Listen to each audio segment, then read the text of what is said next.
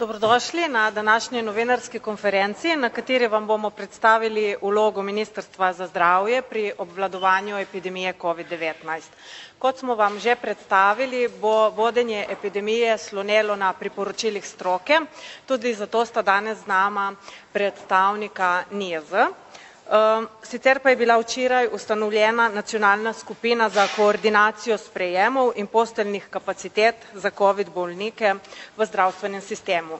Več o vsebini, o članih z današnjimi sogovorniki, ministrom za zdravje Danijelom Bešičem Loredanom, vodjo skupine profesorjem dr. Matjažem Jerebom, članama skupine Tanjo Petkovič in Robertom Karota. Z nama pa, kot rečeno, sta tudi profesor dr. Ivan Eržen, VD strokovnega direktorja NIJZ in Mario Fafangel, predstojnik Centra za nalezljive bolezni na Nacionalnem inštitutu za javno zdravje in vodja posvetovalne skupine za COVID-19. Za začetek dajem besedo ministru. Ja, hvala lepa. Lep pozdrav v mojem imenu.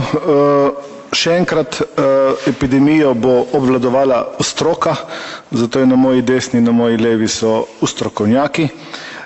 Zavedamo se vloge NIJZ, zavedamo se tudi vloge MZ, zato je bila včeraj imenovana skupina, in sicer nacionalna skupina za koordinacijo sprejemov in posteljnih kapacitet.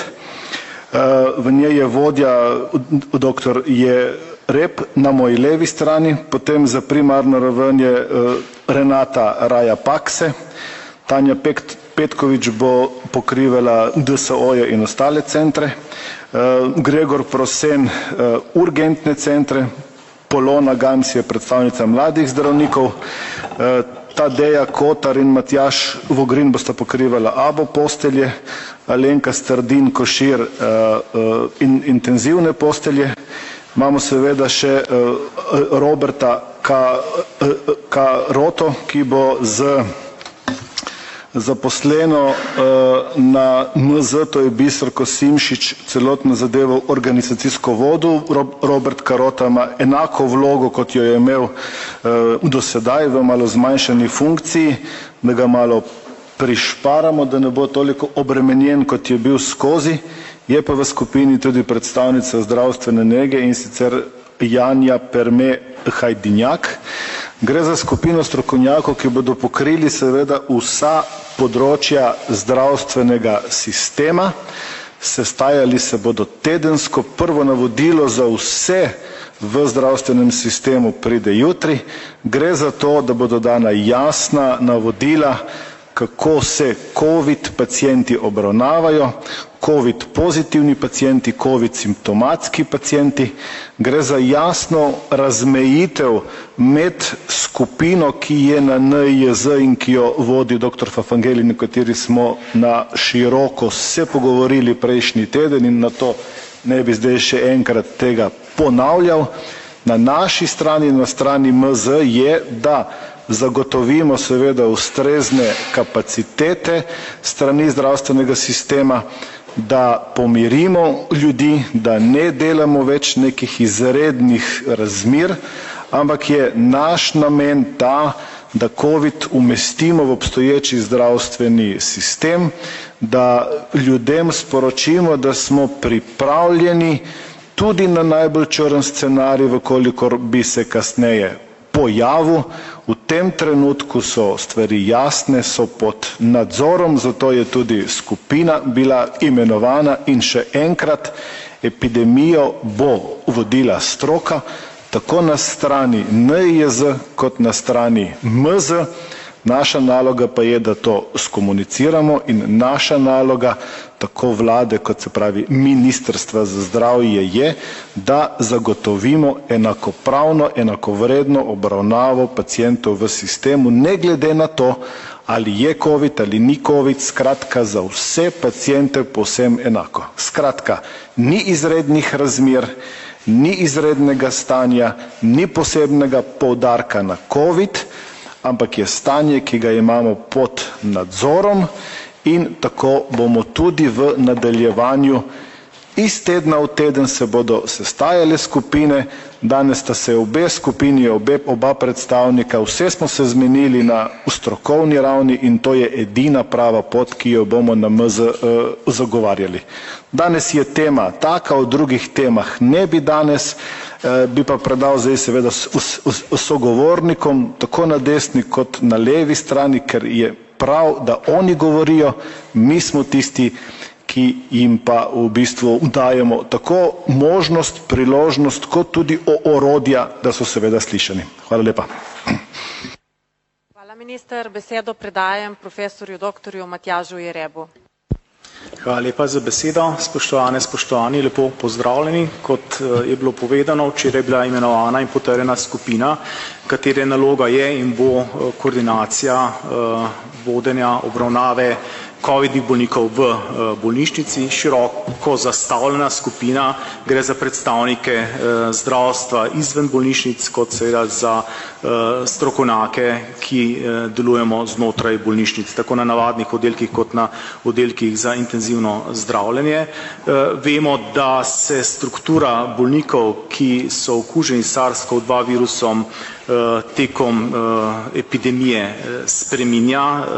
Danes se soočamo pogosteje z bolniki, ki imajo drug zdravstveni problem in so ob tem okuženi s SARS-CoV-2 virusom. In pomembno je, kar je že gospod minister izpostavil, da so vsi bolniki, se pravi tako ti, ki imajo COVID, kot vsi ostali, ustrezno, predvsem pa enakovredno obravnavani.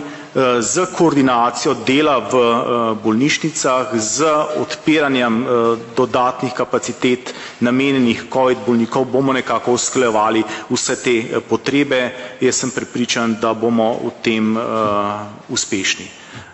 Hvala lepa. Hvala tudi vam. Besedo predajam Mariju Fafangelu, da pojasni zadnje podatke in kakšne so napovedi za naprej. Lepo pozdravljeni. Hvala lepa. Hvala minister, hvala profesor Jereb. Jaz sem izjemno vesel danes glede tega prevzema odgovornosti strani ministrstva imenovanja skupine, ki bo res lahko operativno prevzela organizacijo zdravstvene dejavnosti. Ja, razmejitev seveda odgovornosti teh dveh skupin, ampak tudi tesno sodelovanje. S profesorom Jerebom pravzaprav nadaljujeva dveletno sodelovanje še naprej, vedno multiresorsko, multidisciplinarno in sem prepričan, da s takšnim načinom smo lahko pripravljeni na vse scenarije, kar je najbolj pomembno sedaj. In z tega sledi vprašanje, v kakšnem scenariju pa pravzaprav smo sedaj. Cela Evropa, svet, pravzaprav gre skozi val epidemije, novi val, če ćemo tako reči, kjer so številke vedno višje in jih nekako podpihuje veter Omikron pod različic BA4, BA5. Slovenija tukaj ni nič različna od drugih EU držav. Nekatere države prednjačijo pred nami le v tem, da so kakšen teden naprej v razvoju tega vala. V Italiji je trend primerov še vedno v naraščanju, Avstrija in Nemčija se ta trend naraščanja nekako ustavlja. Portugalska recimo je že za vrhom in je ta val BA4, BA5 že za njimi. Tako da Slovenija ni drugačna, kaj je dobrobit vsega tega, lahko vidimo, lahko sledimo, kaj se dogaja v drugih evropskih državah, kako je šel ta val, kaj je ta val pomenil za hospitalizacije, bolnišnice in tudi odreagiramo temu primerno. In kaj to pomeni? Številke včerajšnje 1470 primerov, ampak še vedno fokus pa je to, da trend naraščanja primerov ne sledi trendu v bolnišnicah. Še vedno je to Omikron, še vedno hudi poteki bolezni niso takšni, kakor so bili predhodno. Hvala seveda imunosti, ki smo jo pravzaprav dosegli s cepljenjem in z drugimi in pravzaprav s prebolevnostjo v teh težkih 2 letih. Kaj sedaj?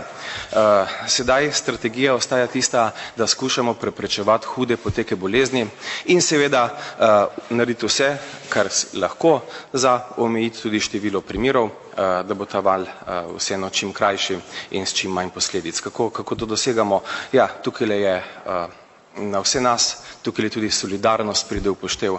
Seveda, kar vsak lahko naredi za sebe, najbolj pomembno je cepljenje, še vedno po slovenskih podatkih iz tujine, odlična zaščita proti hudemu poteku bolezni. Jaz bom kar tukaj povedal direktno priporočila za osebe. Maska je nekaj, ki v natrpanih prostorih, pravzaprav zaprtih prostorih, je pač primerna zadeva, kar lahko vsak od nas naredi zase, naredi solidarno za druge. Ampak da lahko treba se odloči, da bo dala masko, ko pride v natrpani prostor, jo mora imeti seboj. Jo moramo imeti seboj, da lahko takšen pristop tudi naredimo. To so te pristopi. Skratka, zračenje je še zraven, delo od doma je zraven, vse tisto, kar smo rekli že in da se ne bom ponavljal na predhodni tiskovni konferenci.